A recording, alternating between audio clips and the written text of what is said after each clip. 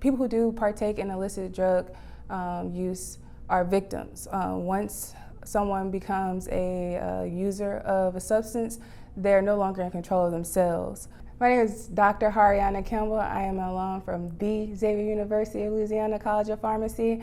I am currently the Biomedical Advanced Research and Development Authority Division of Research, Innovation, and Venture Program Manager at the New Orleans Bioinnovation Center. So I'm a pharmacist by trade, but a program manager by choice.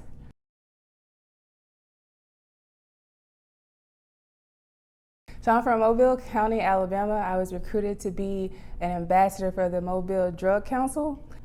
Basically, I went around to high schools and I did outreach in concerns of like substance misuse and abuse, mental health habits, and it sparked my interest in illicit drug use. So my current passion behind pursuing pharmacy was to close the gap in minority care, but also preventative measures in substance use and people of color.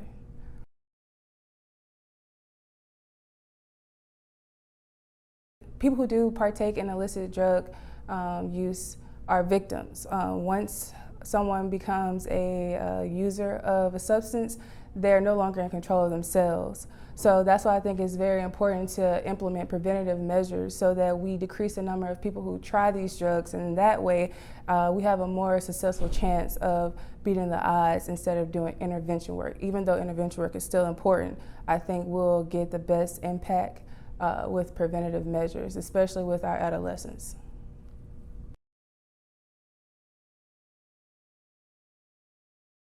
I feel like some of the most influential preventative measures are being realistic, knowing that kids will be in the presence of substances, knowing that there will be peer pressure to use these substances, knowing that it's inevitable to protect kids from encountering them, but giving them the knowledge, the wisdom, the experience and exposure to know not to partake in these substances, to be one of own mind and one of own self, to be in control and to know, I guess to know yourself and know not to use drugs, because like I said, once you become a part of that community, is really hard to break that habit and to not be victim of a substance.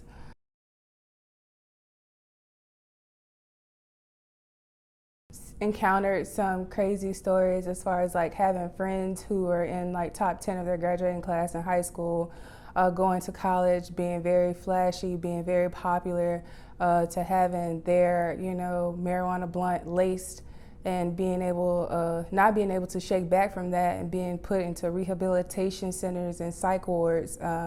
So that really steered me away and also helped ignite my passion that I already had to keep doing what I was doing as far as substance misuse and abuse.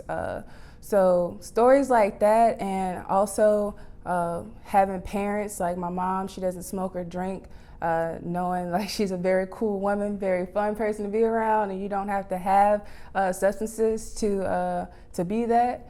So having an example of what to be and what not to be, I think definitely helped me with peer pressure, and being able to stand firm in your decision making.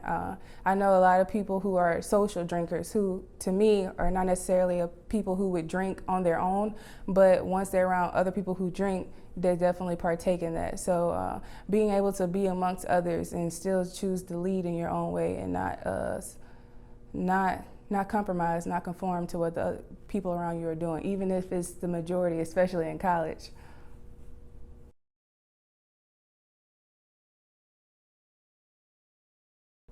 Mentorship is crucial.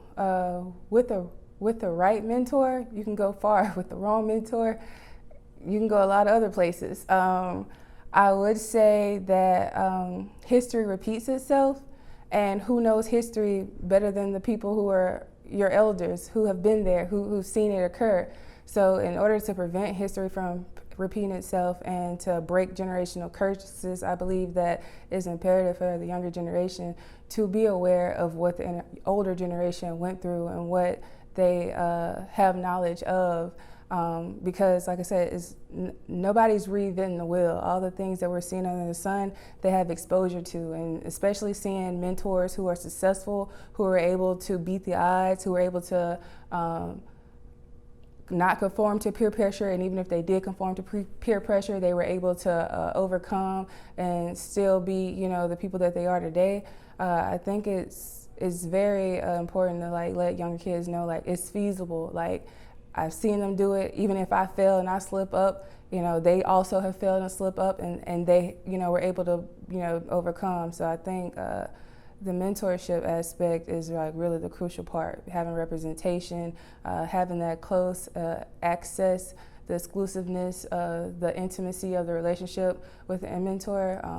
Yeah, it's like a safe haven. Even the things that you wouldn't tell your mother, you can probably share with your mentor. Someone who you're not afraid to give the real, raw, uncut truth to. Yeah, I went to this party and I seen someone sniff a line of coke. You might not want to tell your mother that, but you have that mentor you can share that experience with, and they can help you cope and give you that advice.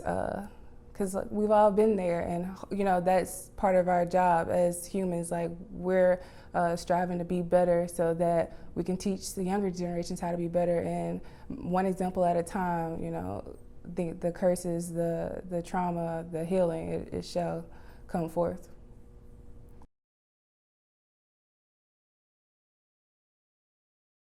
So let me see, Brothers of Peace is an amazing organization, very beneficial to the community. I was volunteering, I met with Mr. Scott. I love his mission, I love his vision. He was very passionate. It's hard not to want to be a part of the organization once you talk to him.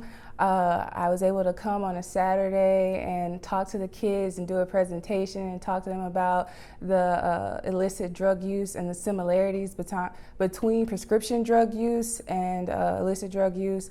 I even believe I showed them a graphic of the difference between meth and Adderall, which a lot of people don't know is just one molecule away. And I believe things of that sort is imperative, because these kids are going to college and they're going to come across their roommate or their colleague who is taking Adderall, even if it is prescribed, and oh, they're acing that exam. You want to help, it helps you study.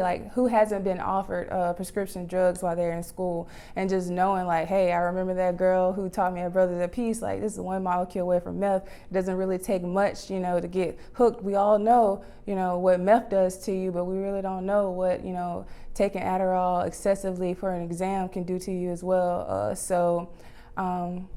That's really been my experience with Brothers at Peace, being able to attest to talking to the young men and women. Is it women there? Okay. Talking to the young men there, helping them with was it ACT prep? What did y'all do? Okay. Okay. Talking to the young men about substance, implementing some ACT prep there, getting them ready for college. All these things that we don't really get in public school system education, I believe that Brothers of Peace is definitely a supplemental route to helping kids matriculate throughout life with a smoother transition from high school to college. For more information on the program, visit brothersatpeace.org.